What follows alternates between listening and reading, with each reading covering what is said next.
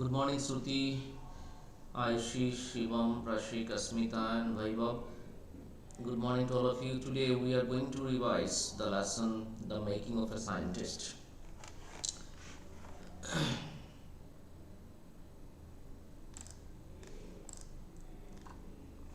So, this story, The Making of a Scientist, highlights the specific bent of mind required to become a scientist.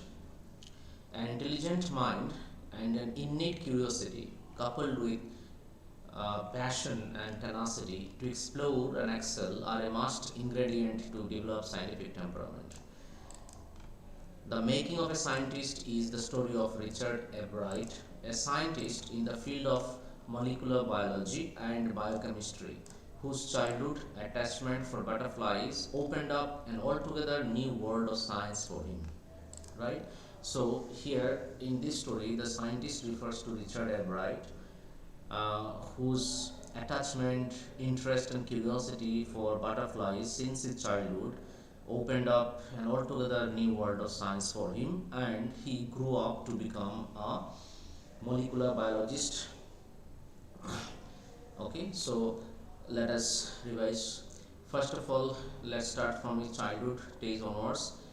Beginning in kindergarten, Ebright collected butterflies with the same determination that has marked all his activities.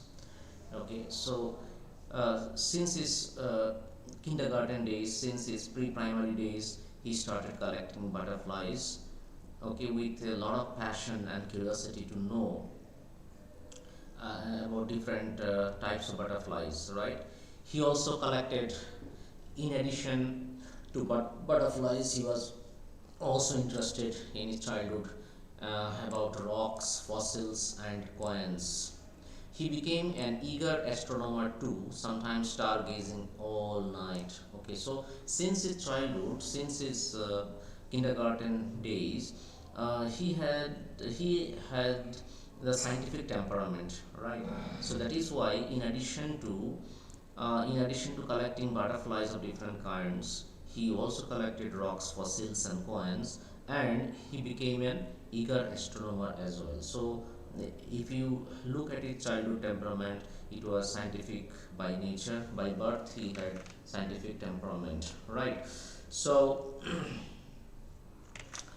uh, after that, when he uh, later in his childhood, his mother encouraged him a lot. Okay, so there might be a question: how did Ebright's mother encourage Ebright to develop scientific temperament? Okay, so from this paragraph, you've got to write your answer. First of all, you see here, he had a driving curiosity along with a bright mind. He also had a mother who encouraged his interest in learning. So from here you have to write the answer. She took him on trips, bought him telescopes, microscopes, cameras, mounting materials, and other equipments, and helped him in many other ways. She got him a book, The Travels of Monarch 10, a book about the migration of monarch butterflies. Thus, his mother was instrumental in germinating the seeds of curiosity and experiments in his mind. Okay, so uh, this is an important question. How did Ebright's mother encourage him to develop scientific temperament in his school days? So, you have to write your answer from here. Uh, Ebright's mother took him on trips, bought him telescopes, microscopes, cameras, mounting materials, and other equipments, and helped him in many other ways. She got him a book. The name of the book is The Travels of Monarch 10, a book about the migration of monarch butterflies. And thus, his mother was instrumental in germinating the seeds of curiosity and experiments in his mind since his childhood. So, you've got to write answers basically from these two paragraphs. Okay, these few lines only, this paragraph. Okay, up to this you can write the answer for this question. Now, how did he develop his interest in monarch butterflies? Let's find out. Following the instructions in the book, The Travels of Monarch 10, which his mother gave him, he started to tag butterflies and even began to raise a flock of them to study butterfly migration. Okay, so by going through the book titled The Travels of Monarch 10, which his mother gave him, what he did was he started tagging butterflies and also started raising a flock of them. He himself started raising a flock of butterflies and studied their migration. How did the butterflies migrate from one place to another? What is the process involved? So all these things he had developed by going through the book called The Travels of Monarch 10, which his mother had presented him, right? By the time he was in the second grade, Ebright had collected all 25 species of butterflies found around his hometown. So by the time he was in the second grade, right, it means by the time he was in the second standard, Ebright collected all 25 species of butterflies found around his hometown, right? His interest in collecting butterflies would have been over had he not read the book which his mother presented to him, right? His interest in collecting butterflies would have been over had he not read that book which his mother presented to him, right? So it's basically the book Travels of Monarch 10, which his mother had presented him, that had also increased his curiosity and also helped him in collecting butterflies. Okay, the book which highlighted how monarch butterflies migrate to Central America opened the world of science to the eager young collector, right? So the book where it was written how monarch butterflies migrate to Central America, that has opened the world of science to the eager young collector. At the end of the book, readers were invited to help study butterfly migrations. They were asked to tag butterflies for research by Dr. Frederick A. Urquhart of the University of Toronto, Canada. Okay, so what happened at the end of the book? Readers were invited to help study butterfly migration, and they were asked to tag butterflies for research by Dr. Frederick Urquhart of the University of Toronto, Canada. Ebright's mother wrote to Dr.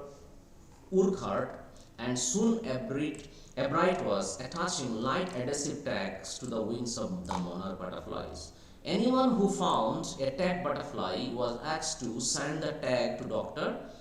Urquhart. So the next step for Ebright was to raise a flock of butterflies. He would catch a female monarch, take her eggs, and raise them in his basement through their life cycle, from egg to caterpillar to pupa to adult butterfly. This is the stage of the butterfly, okay, cycle of butterfly: egg to caterpillar to pupa to adult butterfly, right? This is a total life cycle actually. First of all, egg, then egg to caterpillar to pupa, and then adult butterfly. Then he would tag the butterfly's wings and let them go. For several years, his basement was home to thousands of monarchs in different stages of development, right? So for several years, his basement was home to thousands of monarchs in different stages of development, right? So dear students, as you can see here, since childhood, he developed his interest for the butterfly. He developed his interest for the butterfly, and the book that his mother gave him, that book was instrumental in laying foundation of his interest for the monarch butterflies. And then he started taking the butterflies, raising the butterflies, because he got a lot of ideas from the book which he implemented in his study, in his experiments as well. Now let's see his approach towards conducting experiments. In the In the seventh grade, he got a hint of what real science is when he entered a county science fair and lost. Okay, so when he was in seventh standard, what happened? He took part in a county science fair. County means a village science fair, and then there he lost. Okay, so then he came to know what was wrong with him, how he could improve. His entry was slides of frog tissues. Okay, what was his entry topic for exhibition? Slides of frog tissues, which he showed under a microscope.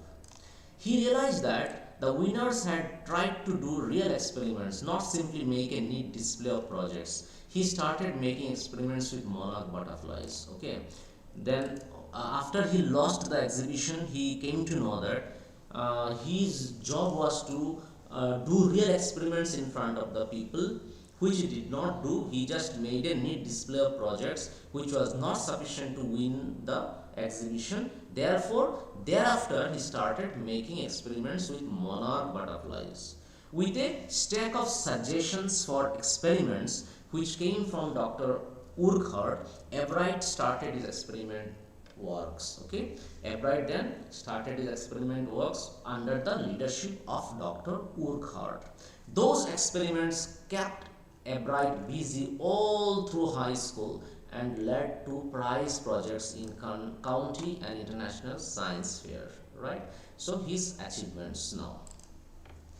For his 8th grade project, Everett tried to find the cause of a viral disease that kills nearly all monarch caterpillars every few years. Okay, so now we are focusing on his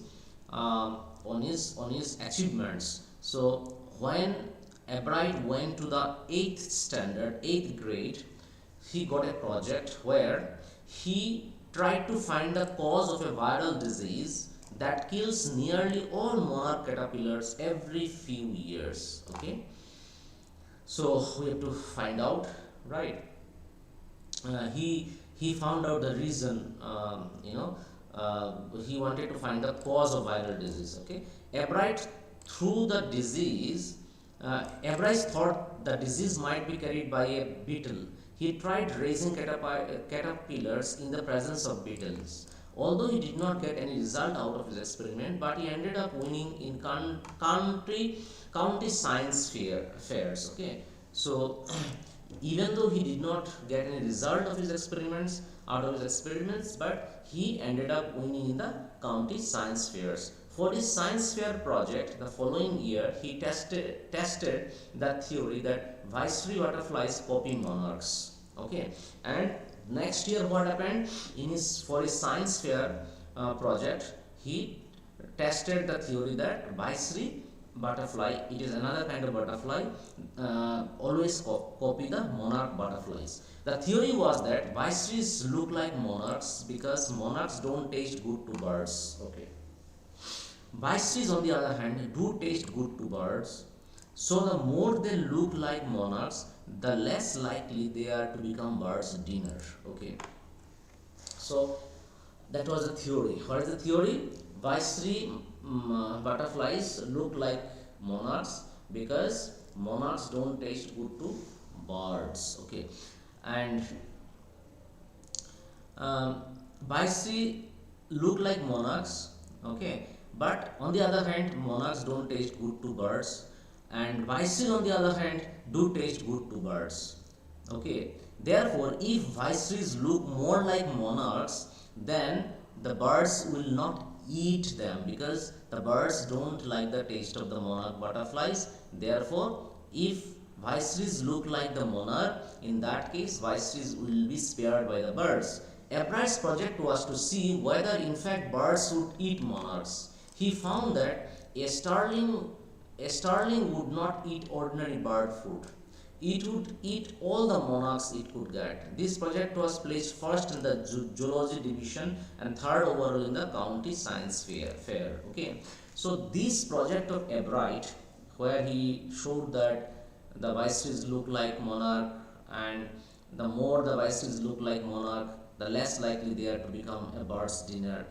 And then he went on to show that birds uh, might end up eating monarchs as well. Sometimes he found that a starling would not eat ordinary bird food. Okay, and this particular project was placed first in the zoology division and third overall in the county science fair. In the county science fair overall it was placed third.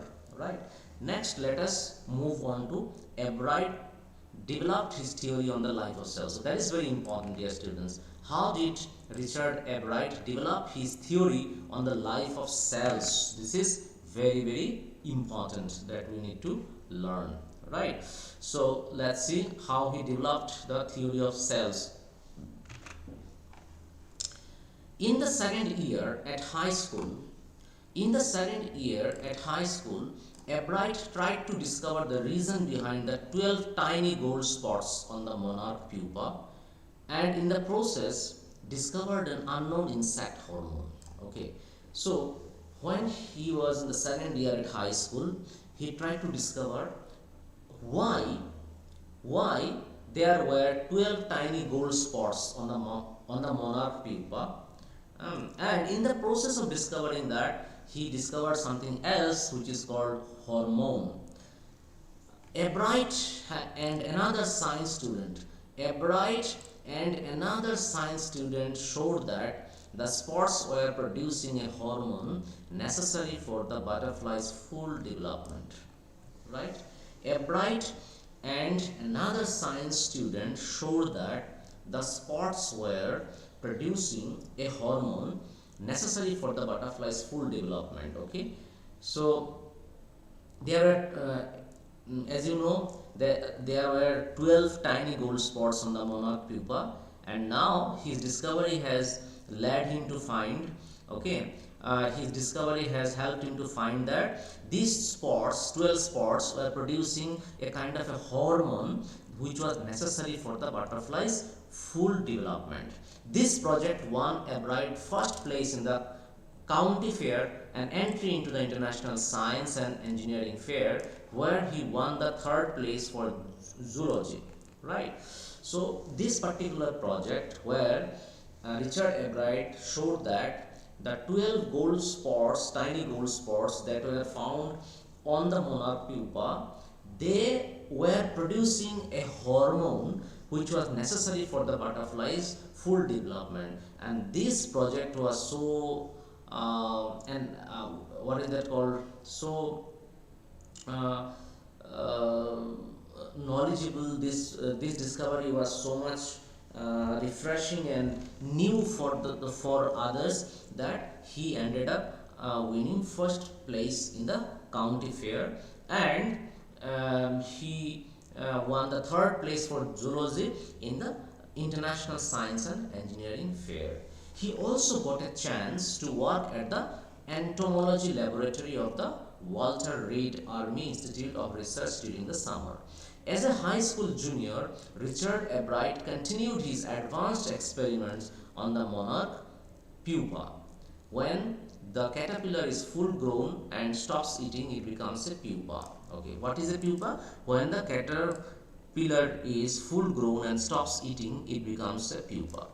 Always that year, Ebright's project won first place at the International Science Fair and gave him another chance to work in the Army laboratory during the summer. Okay, so that year, Ebright's project won first place at the International Science Fair as well and gave him another chance to work in the Army laboratory.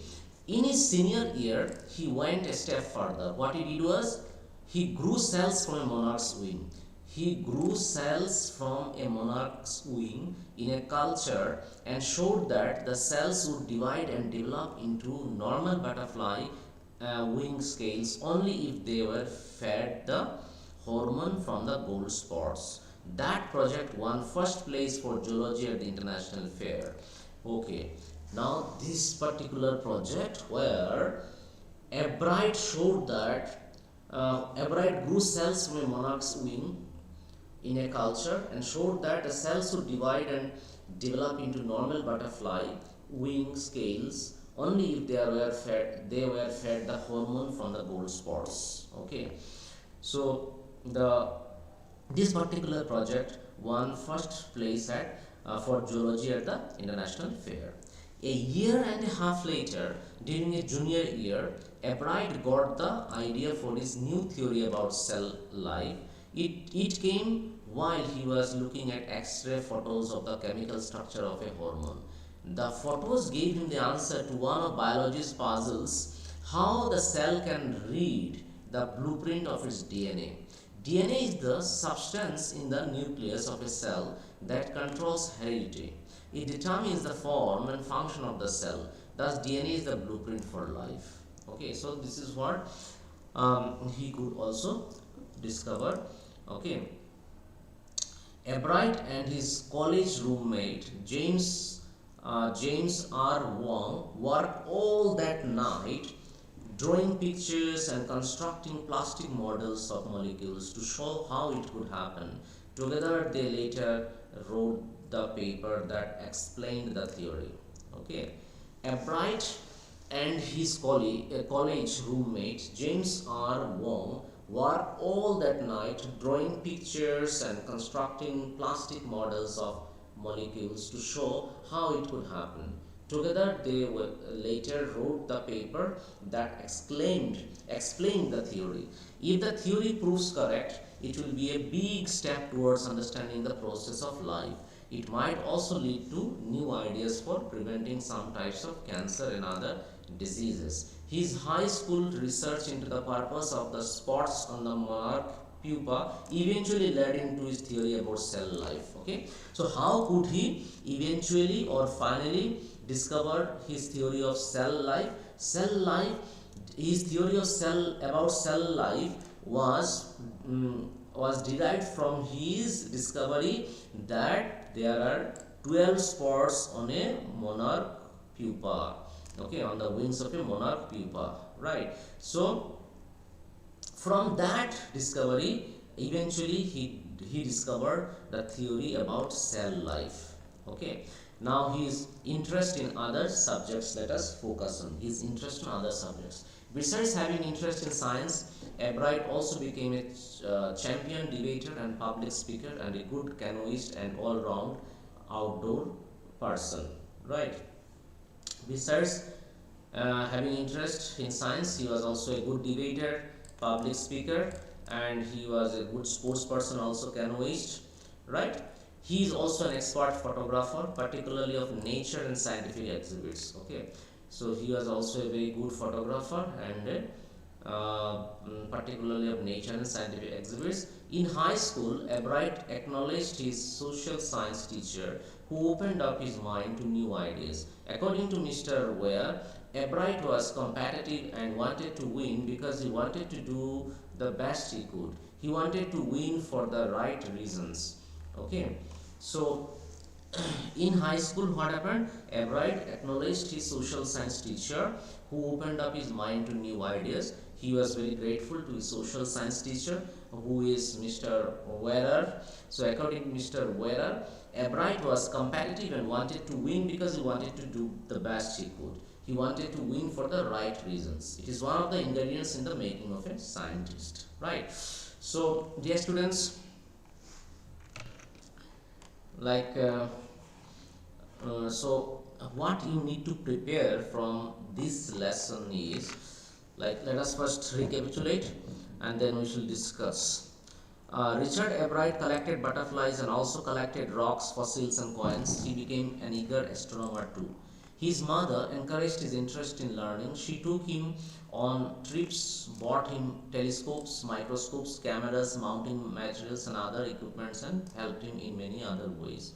As a student, he earned top grades in school. In the second grade, Ebright collected all 25 species of butterflies found around his hometown. Then his collection of butterflies would have ended if his mother did not get him a children's book called The Travels of Monarch. The book told how monarch butterflies migrate to Central America, opened the world of science to the eager young collector. Next, in the seventh grade, he got a hint of what real science is when he entered a county science fair and lost. Right? Eighth grade, Ebright tried to find the cause of a viral disease that kills nearly all monarch caterpillars every few years. He tried raising caterpillars in the presence of beetles. Ebright's project was to see whether birds would eat monarch. The project was placed first in the zoology division and third in the county science fair. In his second year in high school, Richard Ebright began the research that led to his discovery of an unknown insect hormone. Thus, his experiment led to the discovery of the new theory of the cells of life. DNA is the substance in the nucleus of a cell that controls heredity. It determines the form and function of the cell. Thus, DNA is the blueprint of life. Besides having, uh, besides having interest in science, Ebright also became a champion and debater and public speaker. Okay. Now, what are the questions you need to prepare? That is the very important question. Okay. So let me tell you which are the important questions you need to prepare from this lesson. Okay. See here, like for example, like this question is important. How did a book become a turning point in Richard Ebright's life? Ebright's mother got him a children's book called The Travels of Monarch 10. The book, which described how monarch butterflies migrate to Central America, opened the world of science to the young and curious Ebright and became a turning point in his life. Then, how did his mother help him? This is very important question. Okay, how did Ebright's mother help him to develop his scientific temperament in his childhood? So you have to write like this. Ebright's mother was instrumental in creating interest in science for him. She took him to trips, bought him telescopes, microscopes, camera, mounting materials, and other equipments to help him learn. Right? Okay. Next, then you can study what are the qualities that go into the making of a scientist. The qualities that are of utmost importance for being a scientist are a first-rate mind, curiosity, and the will to win for the right reasons. A scientist must not be interested in winning for winning's sake or winning to get a prize. He must win because he wants to do the best job he can. Right? Now, this question is also important. Why did Ebright raise a flock of monarch butterflies in his basement? So, according to Ebright, if one chased butterflies one by one, not many could be caught. So he decided to raise a flock of monarch butterflies in his basement. He would take the eggs of a female monarch, raise them through their life cycle from egg to caterpillar to pupa to adult. Then he would tag the butterflies' wings and let them go. For several years, his basement was home to thousands of monarchs in different stages of development. Right? Okay.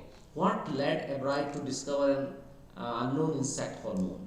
Ebright was curious to know the purpose of the 12 tiny gold spots on a monarch pupa. Everyone assumed that the spots were just ornamental, but Dr. Urquhart was not convinced. Ebright and another excellent science student first had to build a device that showed that the spots were producing a hormone necessary for the butterfly's full development. This project was Ebright's first place in the county fair and entry into the International Science and Engineering Fair. Right? Then you can say, what opinion did Richard Ebright's social studies teacher have on him? Okay, this is an important question. That's it. I think these are some of the questions you can prepare. Okay, how did a book become a turning point in Richard's life? Then how did his mother help him? Then what were no what are the qualities that go into the making of a scientist? Then why did Ebright raise a flock of monarch butterflies? And what led to the led Ebright to discover an unknown insect hormone? And what opinion did Richard Ebright's social studies teacher have of him? Okay, so these are some of the important questions, dear students. You can keep studying. Okay, for your test, right? And I shall certainly revise other lessons. Okay, so from the making of a scientist, you revise these questions, and before you revise these questions, please go through the textbook once again. Okay, and study, especially how could he discover the cell life. Okay, and like how did you discover that the 12 tiny spots on the wings of the monarch butterfly were producing some hormones, and what was that hormone, how did that hormone help the growth of butterfly? So these questions you prepare, and whatever I just suggested, these questions will help you to prepare for your examination. Okay, dear students, so let me wind up now. Thank you so much. We shall meet tomorrow once again. Okay, so bye bye, dear students. Take care and have a nice day.